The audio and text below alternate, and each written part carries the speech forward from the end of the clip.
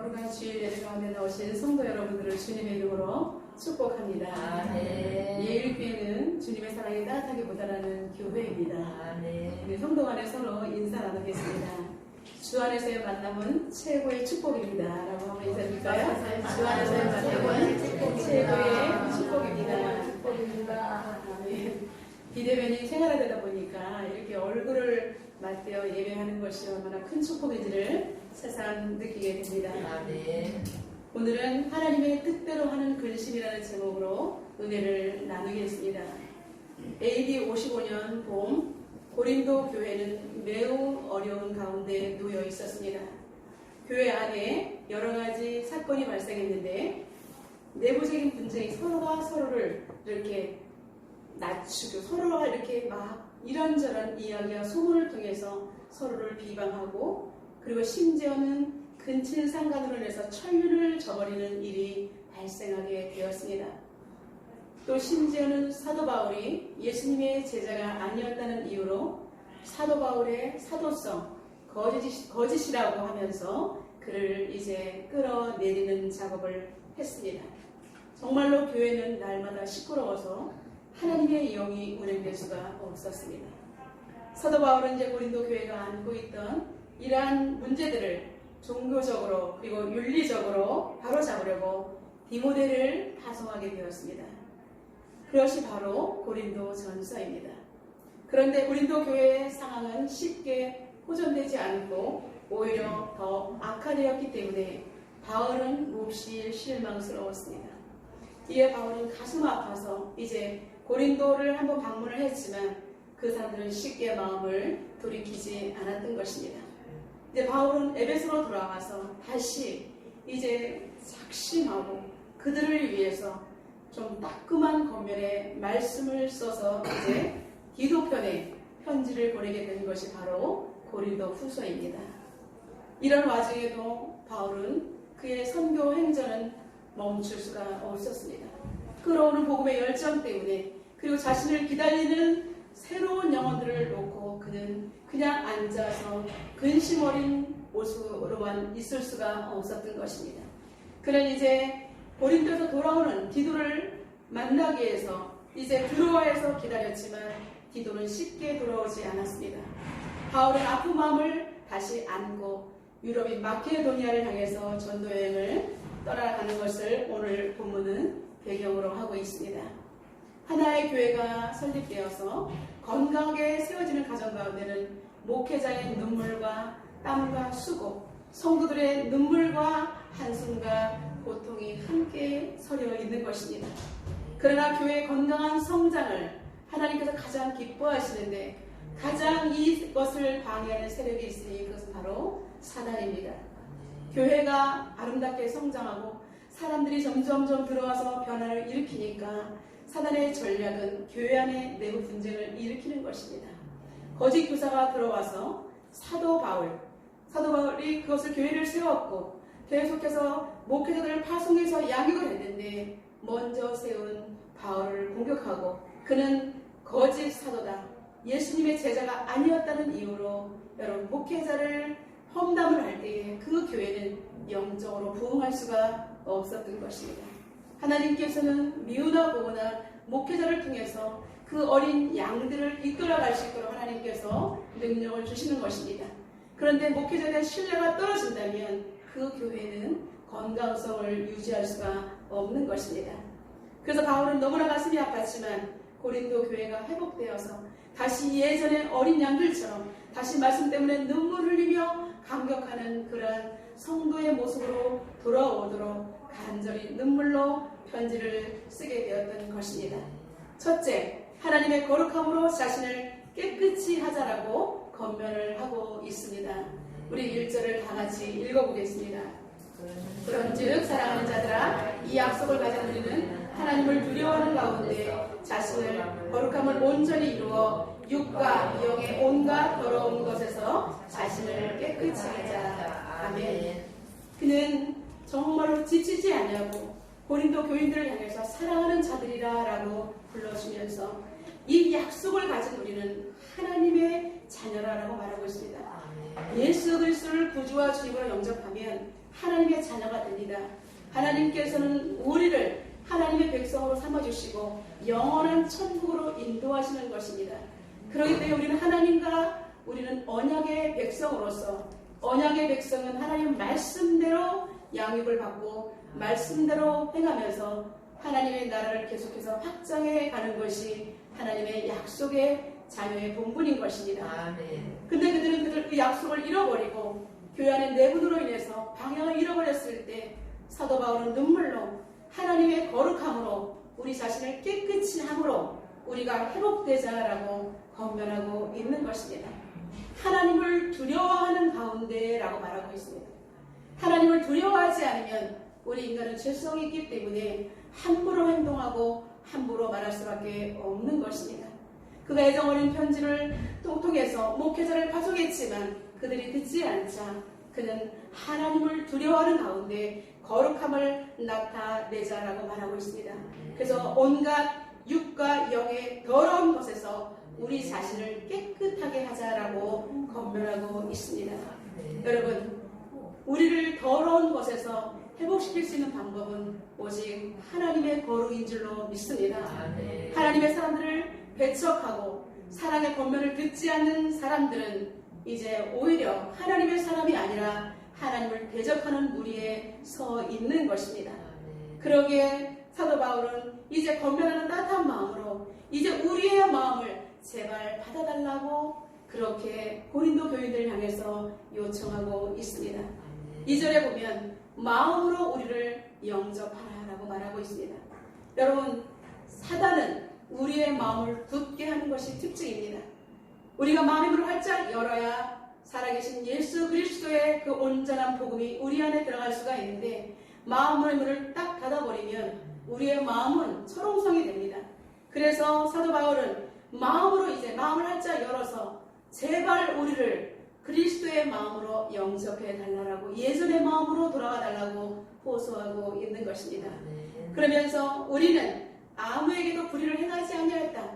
너희들이 그런 소문의 진상을 막 거짓 선지자라고 우리를 말하는데 나는 그런 사람이 아니다 라고 말하고 있습니다. 그리고 나는 아무도 해롭게 하지 않았다 라고 자신을 하나님 앞에서 변호하고 있습니다. 그리고 심지어는 속여 빼앗은 일도 없다라고 말하고 있습니다. 다시 이렇게 진심을 토라는 걸 볼 때에 얼마나 그에 대한 소문이 나빴는지 우리는 미루어 볼 수가 있습니다. 고린도 교회는 정말로 사단의 강력한 공격을 받고 있었던 것입니다. 사도 바울은 고린도인 교인들의 마음속에 우리의 마음이 전달될 수 있도록 제발 마음을 넓히라라고 권고를 하고 있습니다. 바울은 고린도 교인들을 내가 복음으로 낳은 그들을 향해서 계속해서 따뜻한 애정을 지치지 않고 쏟아붓고 있는 것입니다. 그들이 다시 성도의 본분으로 돌아오기를 그리고 다시 한번 자신이 예수 그리스도 안에서 기쁨을 회복할 수 있기를 사도 바울은 간절히 바라면서 최선의 노력을 다 했던 것입니다. 우리는 이 땅을 살다가 보면 가까운 사람을 통해서 오해가 발생할 수가 있습니다. 심지어 교회 안에서도 성도 간에도 또 성도와 목회자 간에도 오해 아닌 오해가 발생할 수가 있습니다. 이럴 때 여러분들이 소문의 진상을 정확하게 분별하는 방법은 사람들이 들려오는 소문 때문에 그 사람을 바로 판단하는 것이 아니라 그 소문이 들려오는 그 사람, 오해를 받고 있는 그 사람이 여전히 하나님의 방법대로 행동하고 있는지 그리고 말하고 있는지를 보면 소문의 진상은 나중에 보면 다르다는 것을 알게 되는 것입니다. 그러니까 우리는 어떠한 오해의 소지가 있을 때는 하나님 말씀 안에서 우리가 말씀으로 잘 분별하여서 한 사람을 어려움에 빠뜨리게 하는 것이 아니라 교회 공동체를 어려움에 빠뜨리게 하는 것이 아니라 계속해서 세워나가야 되는 하나님의 백성이 되어야 할 것입니다. 바울은 여전히 자신을 모함하고 험담하는 그러한 무리들이 있었지만 한결같은 주님의 사랑과 말씀으로 그들을 권면하고 그리고 그들을 위해서 기도했던 것입니다. 바울은 고린도 교인들을 정죄하기 위해서가 아니라 그들이 스스로 자신들의 잘못을 뉘우치고 말씀 안에 바로 쓸 수 있기 위해서 그는 이제 엄중한 그런 편지를 써서 보내게 되었습니다. 고린도 교인들을 향한 바울의 그 따뜻한 마음은 그리스도의 사랑으로 나는 그들과 나는 묶여 있다. 주님의 사랑의 끈으로 묶여 있다라고 그는 고백하면서 이제 고린도 교인들을 향한 그 어떠한 비난도 자신을 죽음에서 삶의 실에서 어떠한 것도 끊을 수 없음을 그는 고백하고 있는 것입니다. 심지어 바울은 고린도 교인들을 위해서 나는 내 목숨을 내어놓았다라고 고백하고 있는 것입니다. 그는 죽을 각오가 되어 있으며 어떠한 고뇌라도 정말로 내가 사람의 소리로 듣지 않겠다라고 결단하였기 때문에 그는 흔들림 없이 한결같이 고린도 교인들을 위해서 사랑의 권면을 할 수가 있었던 것입니다. 바울은 누가 주적인지를 정확히 알았기 때문입니다. 성도가 적이 아니라 그 배후의 역사는 사단의 세력을 정확히 알았기 때문에 그는 바울은 이렇게 이것을 대적의 세력을 사랑으로 증명해 내었던 것입니다. 두 번째, 고린도 교인들의 회심을 듣고 바울은 몹시 기뻐하였습니다. 디도편에 보낸 편지를 통해서 고린도 교인들에게 매우 준엄한 질책과 더불어 신앙적인 각성과 회개를 촉구하는 글을 써서 보냈습니다. 바울은 자식을 사랑하기 때문에 계속해서 자식이 엇나갈 때에 할 수 없이 정말 매를 드는 아비의 심정으로 한 자 한 자 써내려갔기 때문에 바울이 보낸 편지를 눈물의 편지라고 부르기도 합니다. 성령 하나님의 그 놀라운 역사로 말미암아 이제 바울의 마음이 전달되었습니다. 그들은 바울의 편지를 받고 자신들의 잘못을 깨닫고 깊이 근심하기 시작했습니다. 그들이 근심한다는 소식을 듣고 바울은 또 마음이 무너지는 거예요. 내가 너무 심하게 써서 보낸 것은 아닐까? 어린 정말 양들이 이 말씀을 제대로 받아 먹을 수 있을까? 실족하면 어떡하나 하면서 사랑으로 써보냈지만 그들이 근심한다는 소리를 듣고 바울은 또한 근심하면서 하나님 앞에 눈물로 호소하였습니다. 그런데 다행히도 정말 사도 바울이 보낸 그 편지는 그들에게 근심이 되었지만 그들의 가슴을 성령 하나님께서 두드려 주셨고 회개의 서신이 될 수가 있었던 것입니다. 그들은 자신의 잘못을 깨우치고 우리가 우리를 위해서 생명을 내가면서 예수 그리스도의 그 복음을 우리에게 안겨주신 우리 사도 바울 선생님을 우리한테 모함하고 우리가 거짓 교사에게 빠져 있었음을 그들은 회개하고 다시 복음 앞에 설 수 있도록 자신들을 채찍질했던 것입니다. 이제 바울은 마게도냐 여행을 하면서도 그들이 근심했다는 소리를 들으면서도 자기는 안팎으로 선교를 하면서도 마음이 편치 못해서 이렇게 고백하고 있습니다. 밖으로는 다툼으로 안으로는 두려움이었노라 라고 자신의 심경을 토로하고 있습니다. 성도들이 계속해서 영적으로 자라나면 목회자는 너무나 기쁩니다. 근데 또 성도들이 아파하고 헤매고 있으면 목회자의 마음은 더욱 아픈 것입니다. 이렇게 바울은 정말 고린도 교회를 향해서 선교 중에서도 계속해서 그들의 마음을 품고 기도하는 가운데 기도를 통해서 기쁜 소식이 들려왔던 것입니다. 그들이 실족하지 않고 오히려 회개하면서 기쁨을 회복했다는 것입니다. 아멘. 할렐루야. 그랬을 때 성도들이 다시 기쁨으로 회복됐다는 소리를 듣고 사도 바울은 너무나 기뻐서 뛸 듯이 정말 기뻐함으로 다음과 같이 고백하고 있습니다. 우리 구절을 다 같이 한번 읽어보겠습니다. 내가 지금 기뻐함은 너희로 근심하게 한 까닭이 아니요 도리어 너희가 근심함으로 회개함에 이른 까닭이라. 너희가 하나님의 뜻대로 근심하게 된 것은 우리에게서 아무 해도 닿지 않게 하려 함이라. 아멘. 여러분, 사도 바울은 하나님 성령의 역사로 말미암아 하나님께서 사도 바울을 위로하셨고 그리고 고린도 교인들을 깨어나게 하셨던 것입니다. 아멘. 인간이 억지로 오해를 풀었다면 사도 바울과 고린도 교인들은 계속해서 어려움에 처해 있었을 것입니다. 그러나 한결같이 목회자의 눈물의 기도로 그리고 아름다운 그들을 깨어낼 수 있는 성령의 음성으로 그들은 깨어날 수가 있었고 오히려 점점점 미국에 빠져들일 수밖에 없었던 문제가 예수 안에서 잘 해결될 수가 있었던 것입니다. 아멘. 하나님께서 개입하시면 모든 문제는 이렇게 한순간에 얽힌 실타래가 풀려지듯이 풀려지는 놀라운 역사가 있는 줄로 믿습니다. 아멘. 세 번째, 하나님의 뜻대로 하는 근심은 생명을 살리는 근심이 되었음을 그는 고백하고 있습니다. 바울은 하나님의 뜻 안에서 고린도 교인들을 위해서 눈물로 기도한 흔적이 역력하게 나타나 있습니다. 우리가 이 땅을 살면서 누구나 후회를 안 해본 사람은 없을 것입니다. 누구나 후회를 합니다. 그런데 오늘 하나님께서는 그리스도 예수 안에서 있는 후회는 버릴 것이 없는, 오히려 사람들에게 회복을 줄 수 있는, 회개를 일으킬 수 있는 근심이라고 분명히 말하고 있습니다. 세상 근심은 여러분 하나님을 염두에 두지 않습니다.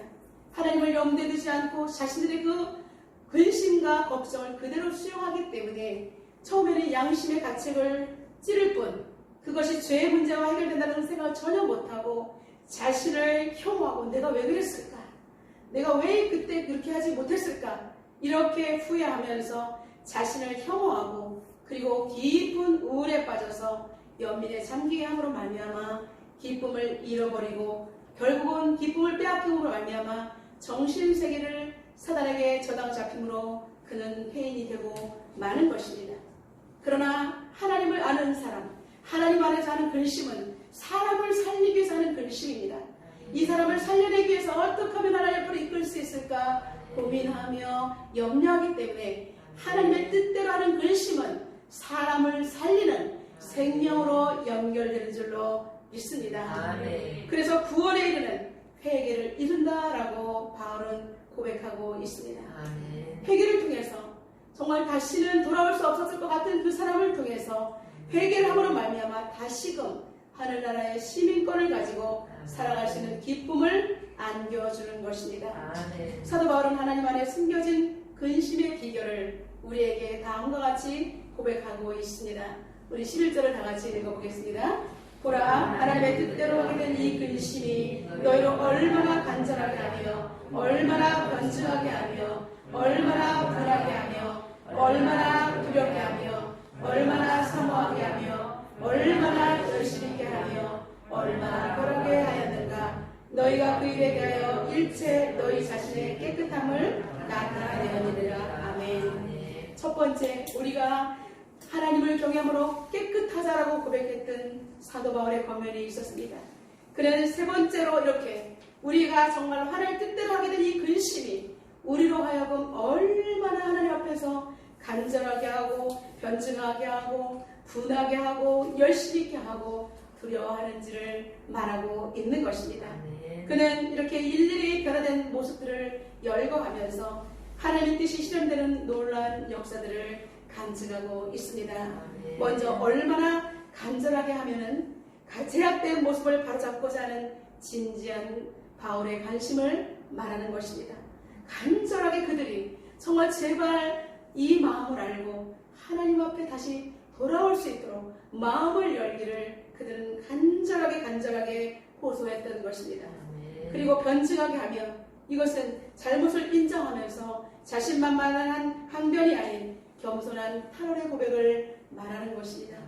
예수 그리스도의 복음 앞에 서 있으면 자신들이 얼마나 잘못된 삶을 살았는지를 변증하게 된다는 것입니다.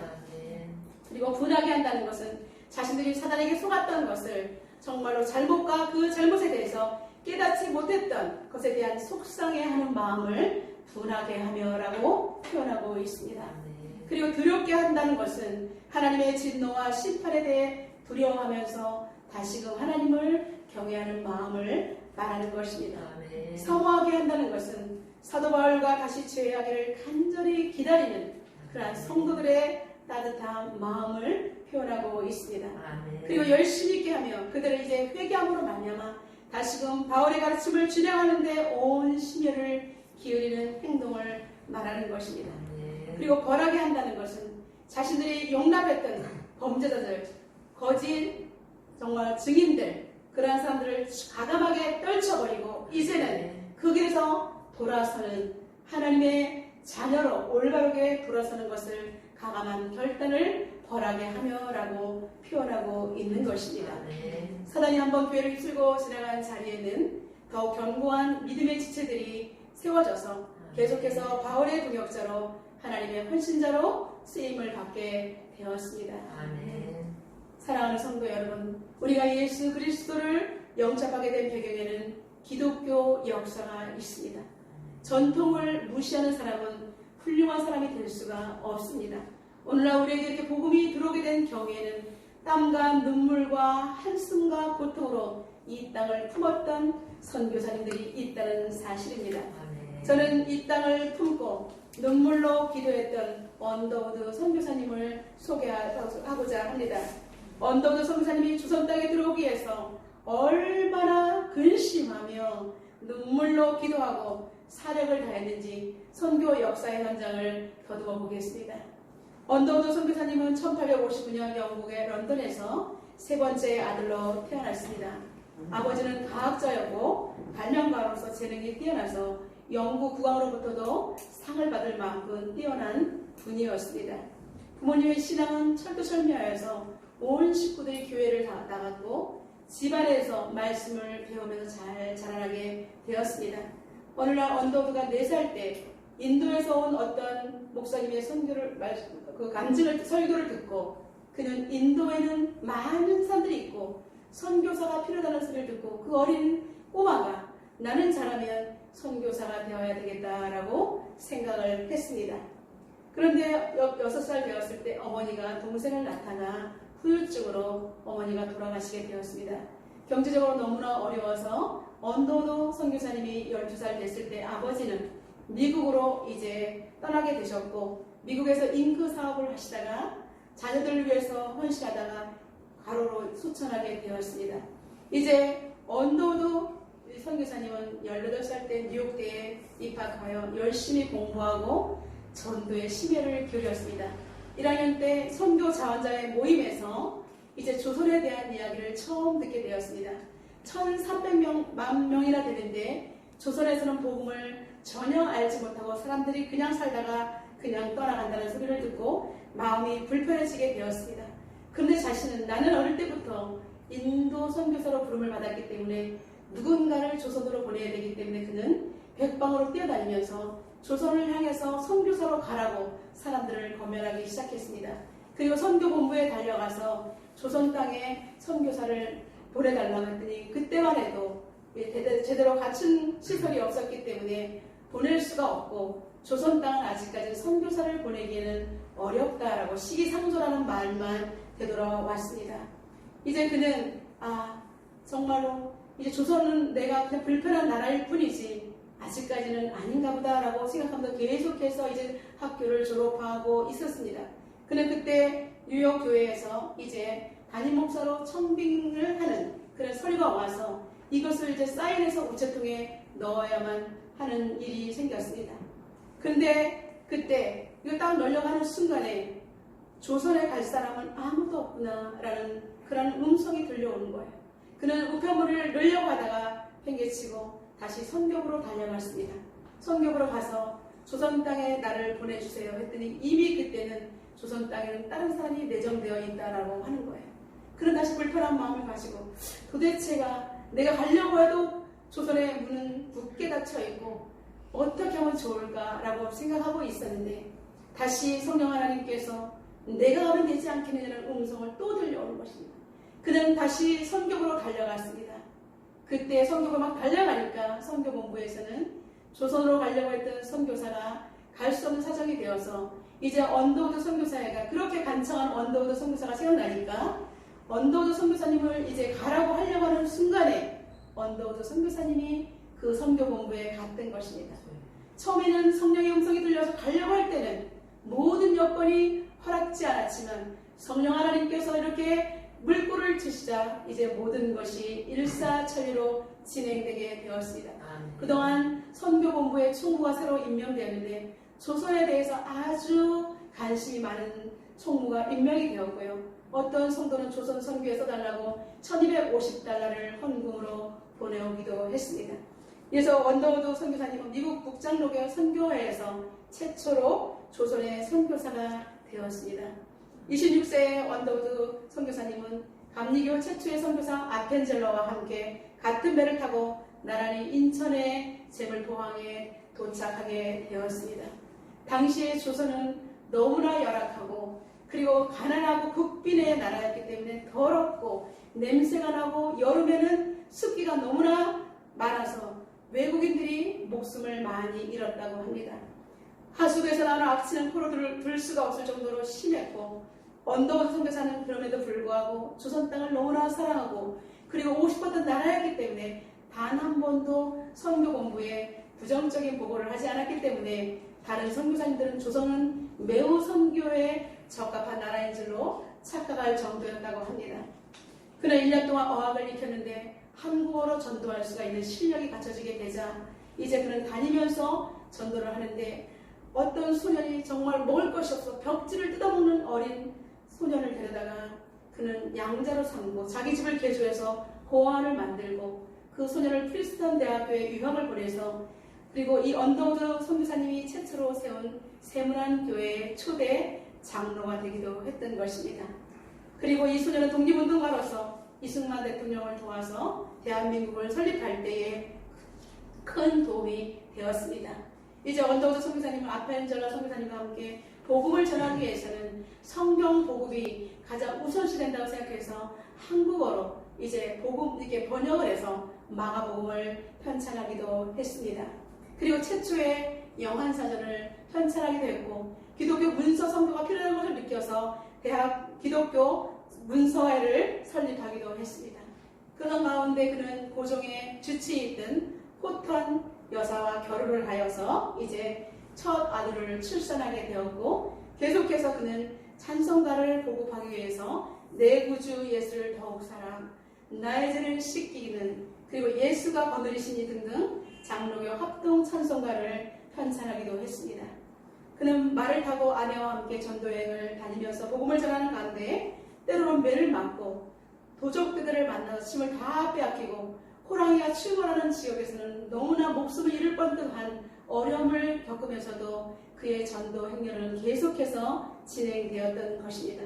이제 이 조선의 콜레라가 창궐해서 수많은 사람들이 목숨을 잃어갈 때 그는 미국의 이제 키닌이라는 약을 싸게 저렴하게 보급해 와서 거기 병에다가 이제 전도 문구를 써서 사람들에게 나눠주면서 복음을 전했습니다. 당시 계급사회였던 조선인들에게 차별 없이 양반이나 그리고 천민이나 상관없이 그리스도의 사랑과 복음을 전했던 것입니다. 특히 그는 고종과 명성황후를 전도하기 위해서 애를 썼는데, 고종의 생일에는 이제 프린터를 해가지고 가서 찬송가로 정말 노래를 부르고 주기도문으로 예배를 마치는 그런 최초 기독교를 금하는 나라에서 최초로 왕의 생일을 예배를 통해서 드리는 놀라운 역사가 일어나기도 했습니다. 그리고 한국의 청년들을 깨워내기 위해서 기독 청년들을 깨우는 그런 YMCA를 만들어서 청년 사역에도 헌신을 했습니다. 그리고 배움이 필요하기 때문에 그는 기독교 정신으로 세운 정말 전문적인 종합대학을 세우기 위해서 애를 썼지만 수많은 반대에 부딪혀서 쉽게 대학을 세우기가 어려웠습니다. 그래서 그는 연희 전문학교를 세웠고, 연희 전문학교가 이제 훗날에 연세대학교가 되었던 것입니다. 이제 언더우드는 이렇게 사역을 하는 가운데 건강이 매우 악화가 되어서 수없이 왔다 갔다 하면서 치료를 받았지만 이제 질병이 더욱더 악화되어서 이제는 제대로 서 있을 정도가 없을 정도로 몸이 악화가 되었습니다. 미국에 있는 누이 집에 치료차 갔다가 이제 31년간의 선교를 끝으로 그는 다시는 조선 땅으로 들어오지 못하고 57세의 나이로 세상을 떠나가게 되었습니다. 그는 언더우드 선교사의 죽음은 조선의 불신자들도 그의 죽음을 몹시 애석하면서 그의 훌륭한 인격을 치하하였습니다. 그들의 자녀는 언더우드가 떠난 이후에도 4대에 걸쳐서 계속해서 한국을 사랑하면서 복음을 증거하는 삶을 살았습니다. 언더우드의 아들은 그러니까 원씨를 한국 성으로 원씨를 해가지고 원한경이라고 이름을 지었습니다. 그리고 그의 손자 원희란, 원요한, 원득한, 그리고 증손자 원한강에 이르기까지 조선에 대한 사랑은 계속 되었던 것입니다. 사랑하는 성도 여러분, 저는 이렇게 언더우드 선교사님을 이렇게 장황하게 소개한 것은, 우리가 지금 그리스도의 빛을 찔릴 수 있었던 것은 한 사람의 눈물과 수고와 그리스도 안에서 하는 근심을 품고 조선을 품었을 때에 오늘날 우리에게도 생명을 안겨주는 놀라운 역사가 있었기 때문에 우리 장로교 선교사님이신 언더우드 선교사님을 소개했던 것입니다.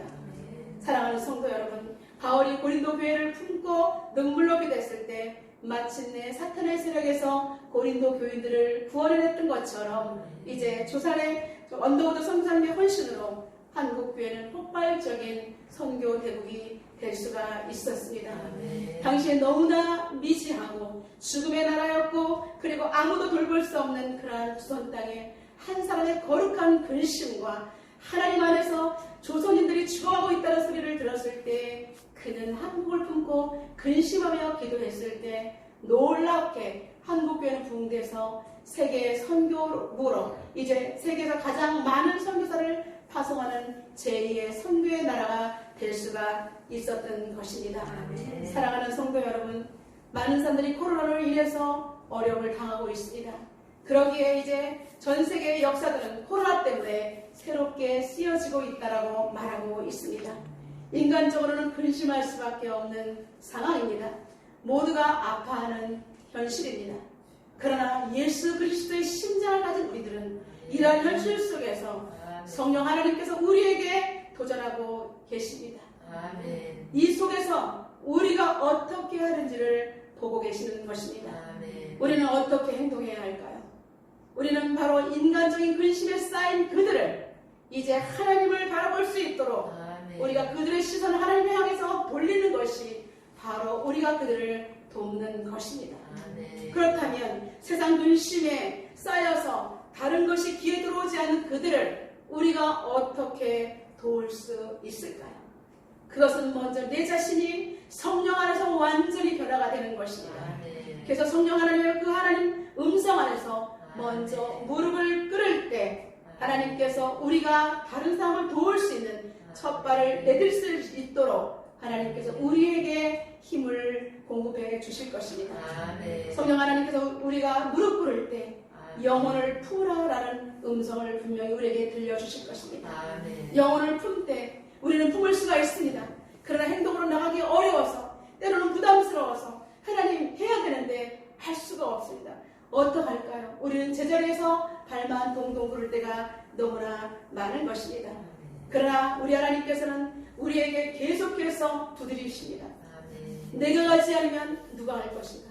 언더우드 선교사님을 향해서 조선에는 갈 사람이 아무도 없구나 라고 말할 때 언더우드 선교사님은 모든 장벽이 막혀 있었지만 달려가고 또 달려가고 두드렸을 때 조선을 향한 선교의 문이 열렸던 것처럼 여러분, 우리는 그리스도의 부담감이 우리의 삶의 전체가 되어야 될 줄로 믿습니다. 그 부담감은 떨쳐버리려 해도 떨쳐지지 않는 것은 하나님 뜻 안에서 하는 후회할 것이 없는 근심인 줄로 믿습니다.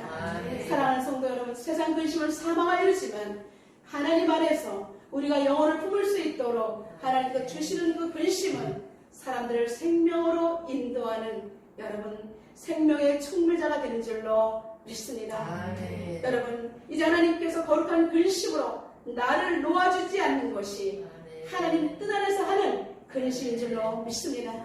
이제는 저와 여러분 하나님 안에서 정말 죽어가는 영혼들을 위해서 그리고 교회를 다니다가 쉬고 있던 영혼들을 위해서 다시 세상으로 따라가는 그들을 위해서 근심 어린 마음과 근심 어린 사랑으로 그들을 다시 다가가서 기도하며 격려하며 하나님 앞으로 이끌어야 될 줄로 믿습니다.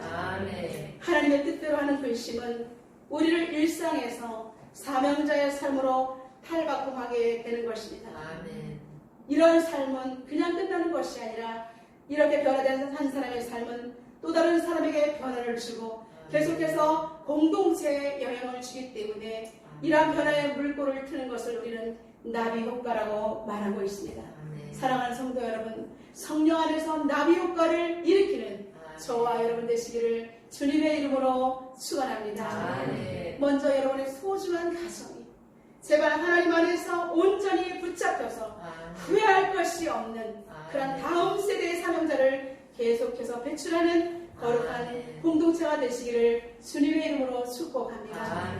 그리고 여러분이 속한 직장 공동체, 그냥 얼굴만 받고 다니는 그런 공동체가 아니라 하나님의 그 거룩한 뜻을 알아채는 사람들이 더욱더 많이 생겨나도록 여러분께서 순간의 거룩한 통로가 되어주시기를 주님의 이름으로 도전합니다. 이제 하나님의 뜻대로 하는 근심으로 여러분 이 세대를 품어주시기를 주님의 이름으로 부탁드립니다. 한국교회를 품어주시기를 바랍니다. 그리고 전 세계 열방을 품고 기도하는 거룩한 예일 공동체가 되시기를 주님의 이름으로 축원합니다. 그래서 주님께서 가장 기뻐하시는 지역 복음화, 민족 복음화, 세계 복음화를 실현하는 저와 여러분 되시기를 주님의 이름으로 축원합니다. 오늘 하나님께서 주신 말씀을 들고 우리 통성으로 기도하며 나가도록 하겠습니다. 하나님께서는 오늘 사도 바울을 통해서 우리에게 도전하셨습니다. 많은 사람들이 죽어가고 있을 때, 그리고 하나님을 알지 못하고 떠나갈 때, 헛된 소문에 이끌려 있을 때 우리는 어떻게 그들을 돌이킬 수가 있을까요? 하나님 뜻 안에서 하는 근심은 오히려 그들을 영혼을 품을 수 있는 생명의 그리고 전달자가 될 수 있었던 것입니다. 이 시간 하나님 앞에 우리 말씀을 통해서 하나님 우리에게 도전하신 말씀 붙들고 하나님 우리가 품을 수 있게 해달라고 주님 앞에 통성으로 기도하며 나가도록 하겠습니다. 살아계신 하나님, 오늘 우리에게 말씀을 허락해 주신 하나님을 찬양합니다. 하나님 아버지, 사도 바울을 통해서 고린도 교회에 하나님 아버지 근심 어린 눈물과 땀과 수고와 편지와 사랑의 권면으로 그들을 다시 살려냈던 것처럼 하나님께서 오늘 우리에게 도전하십니다. 하나님 아버지, 인간의 근심이 아닌 세상 근심 하나다 살아가는 것이 아니라 이제 하나님 안에서 하나님께서 원하시는 하나님의 근심 어린 눈으로 바라보는 세상을 우리 또한 하나님의 눈을 볼 수 있게 하여 주시옵시고 하나님 근심 어린 언어를 우리가 알아들을 수 있게 하여 주시옵소서. 그래서 하나님의 심장 소리를 듣고 내 심장이 알아들을 수 있도록 인도하여 주시옵소서. 다시 영혼을 향해서 요동치는 심장의 구동소리를 우리가 느낄 수 있게 하여 주시옵소서. 바울이 하나님 주님의 심장으로 고린도 교회를 살려냈듯이 바울의 간절함을 하나님 우리에게도 허락하여 주시옵소서. 고린도 교인들이 다시 듣고 회개함으로 연합하여 교회를 굳건하게 증언할 수 있었던 것처럼 살아계신 하나님, 우리도 한국 교회를 위해서 그렇게 나아갈 수 있도록 주님 도와주시옵소서. 우리의 가정을 위해서 눈물로 기도하게 하여 주옵소서. 우리의 직장을 위해서 눈물로 기도하게 도와주시옵소서. 죽어가는 영혼들, 아버지 주님의 손을 놓친 영혼들을 다시 주님 앞으로 이끌어낼 수 있도록 하나님 뜻 안에서 거룩한 근심을 하는 우리가 되게 하여 주시옵소서. 언덕도 선교사님이 아버지 조선을 향해서 근심하며 기도했을 때 하나님 선교 대국이 될 수 있었던 것처럼 하나님 우상의 나라, 무지의 나라, 죽음의 나라를 구원했던 것처럼 하나님 우리 또한 아버지 근심하며 하나님의 이름으로 나아갈 수 있도록 인도하여 주시옵소서. 하나님 뜻대로 나는 근심, 하나님 뜻대로 하는 근심은 하나님 사람들을 살려내는 생명의 거룩한 전달자가 될 수가 있습니다. 하나님 우리도 하나님의 거룩한 사명자의 옷을 입혀 주시옵소서. 다시 복음 앞에 무릎 꿇게 하시며 영혼을 품게 하시고 영혼을 바라볼 때 아픔이 느껴지게 하시고 나아가게 하시고 하나님 아버지 성령의 음성 따라 행동할 수 있는 주님의 손과 발이 되게 하여 주시옵소서. 그래서 하나님 이 나라 민족과 다음 세대 가운데 하나님 주님의 거룩한 복음을 선포할 수 있도록 인도하여 주시옵소서. 살아계신 하나님, 하나님의 거룩한 말씀을 듣고 다시 한번 도전합니다. 하나님 아버지, 우리 인간의 근심이 아닌 세상 근심이 아닌 하나님 뜻 안에서 영혼을 바라보면서 배역하는 세상을 바라보면서 어려워진 한국교회를 보면서 주님의 뜻대로 하는 근심을 할 수 있는 우리가 되게 하여 주시옵소서. 그 근심이 우리를 얼마나 하나님 아버지 간절하게 하며 얼마나 변증하게 하며 얼마나 분하게 하며 얼마나 두렵게 하는지 그리고 얼마나 사모하게 하는지를 알게 되었습니다. 하나님 바울의 심정이 우리의 심정이 될 수 있도록 역사하여 주시옵소서. 예수님의 이름으로 기도드리옵나이다. 아멘.